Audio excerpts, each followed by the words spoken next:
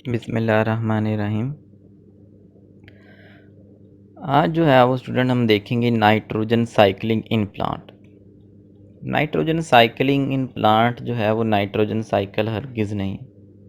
Nitrogen cycle जो है वो आपने पढ़ा है। नाइट्रोजन साइकिल में हम ये डिस्कस करते हैं कि कैसे नाइट्रोजन जो है वो इन्वायरमेंट के अंदर डिफरेंट जगहों पे मूव करती है, ऑर्गेनिज्म में आती है, सॉइल में आती है, फिर एटमॉस्फेयर में, एटमॉस्फेयर से फिक्स होकर दोबारा सॉइल में, सॉइल से फिर प्लांट्स में, वहाँ से एनिमल्स में, इस तरह डीकम्पोज होकर दोबारा सॉइल का, फिर वहाँ से डीनाइट्रिफिकेशन के ज़रिए से दोबारा एटमॉस्फेयर का हिस्सा बनती है या लीक डाउन हो जाती है, वाटर टेबल में चली जाती है।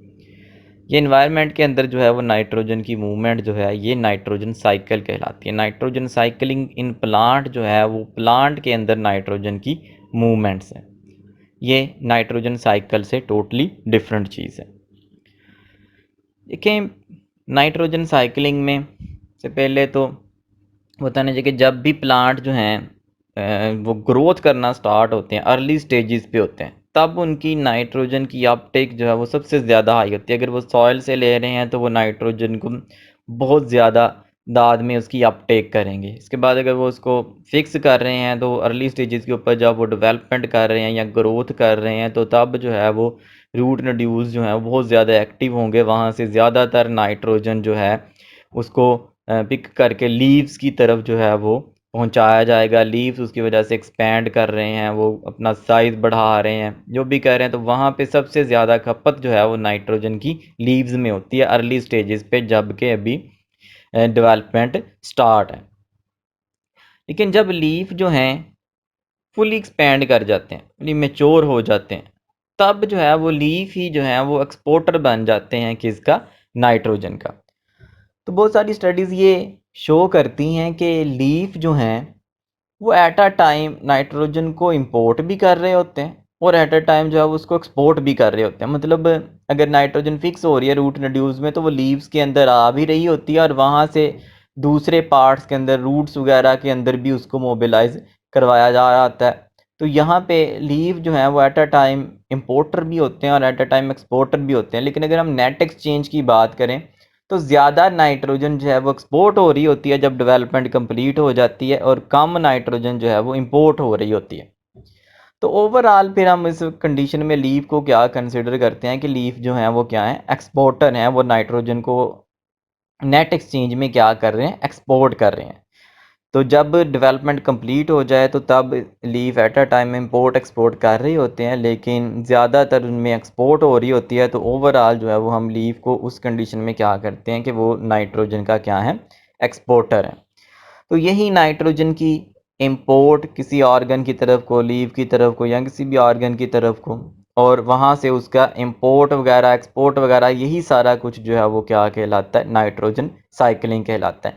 नाइट्रोजन की एक्सपोर्ट किसी ऑर्गन से या नाइट्रोजन की इंपोर्ट किसी ऑर्गन की तरफ को, ये सारा कुछ जो भी नाइट्रोजन की मूवमेंट हो रही है प्लांट के अंदर जो है, ये क्या कहलाता है? नाइट्रोजन साइकिलिंग कहलाती है। लीफ एक वक्त में इंपोर्टर होते हैं, दूसरे वक्त में वो एक्सपोर्टर भी हो सकते हैं। तो ये नाइट्रोजन की मूवमेंट इनसाइड प्लांट जो है, this is called nitrogen cycling.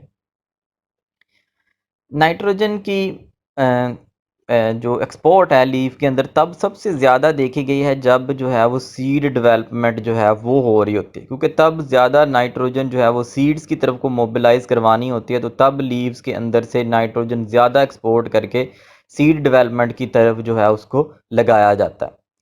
Seed की जो रिक्वायरमेंट होती है नाइट्रोजन के लिए वो बहुत ज़्यादा हाई होती है।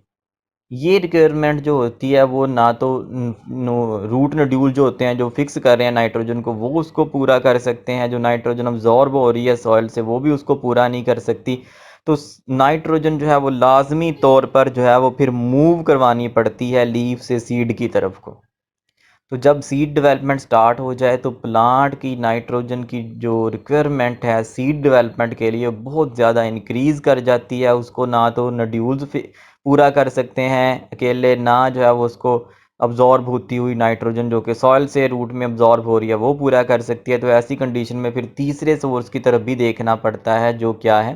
लीव्स हैं। लीव्स जो हैं वो अपने अंदर से नाइट्रोजन को एक्सपोर्ट करके सीड डेवलपमेंट की तरफ प्रोसीड करवाते हैं ताकि सीड डेवलपमेंट पर प्रॉपर तरीके से जो है वो कैरी ऑन हो सके। और हमने पढ़ा है कि जो पन्नट प्रोटीन है लीव्स के अंदर, वो रिबिस्को है, एंजाइम है जो कि कार्बन डाइऑक्साइड को फिक्स कर रहा होता है, जो कि फोटोसिंथेसिस को कैरी ऑन करवा रहा है।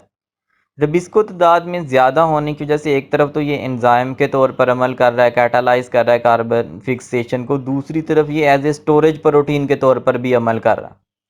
जब कभी नाइट्रोजन की रिक्वायरमेंट बहुत ज़्यादा बढ़ जाए तो फिर रिबिस्को जो है इसको डिग्रेड करके भी नाइट्रोजन की सप्लाई जो है उसको मेंटेन किया जाता है। अब यहाँ पे रिबिस्को को डिग्रेड करने का मतलब ये होगा कि अपने कार्बन डाइऑक्साइड फिक्सेशन जो है उसका लॉस करवाया।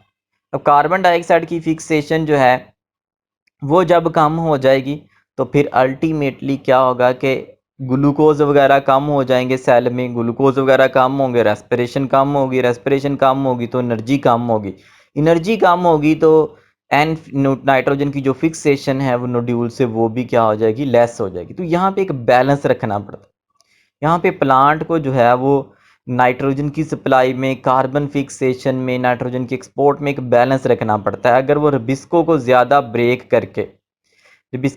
ब्रेक करके नाइट्रोजन की सप्लाई को मेंटेन करता है तो कार्बन डाइऑक्साइड फिक्सेशन जो है वो लेस हो जाएगी, वो लेस होगी तो रेस्पिरेशन जो है वो लेस हो जाएगी, क्योंकि उस रेस्पिरेशन को जो है वो फिक्स्ड कार्बन मालिक्यूल जो है वो नीडेड होते हैं। जब वो लेस हो जाएगी तो फिर एनर्जी कम हो जाएगी, एनर्जी कम हो जाएगी तो फिर क्या होगा कि नोड्यूल से जो नाइट्रोजन फिक्स होगी उस साइड से जो है वो क्या हो जाता है, नाइट्रोजन की सप्लाई कम हो जाती है।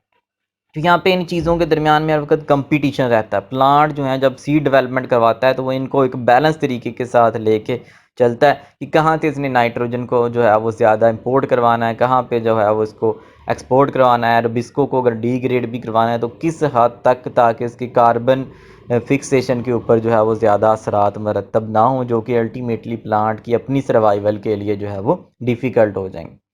तो जब प्लांट की सीड डेवलपमेंट है तब नाइट्रोजन की सप्लाई उसको बहुत ज़्यादा जो है वो नीडेड होती है। वो उसको लीफ से, नोड्यूल से और सॉइल में से अब्जॉर्ब करके नाइट्रोजन को क्या करता है, पूरी करता है।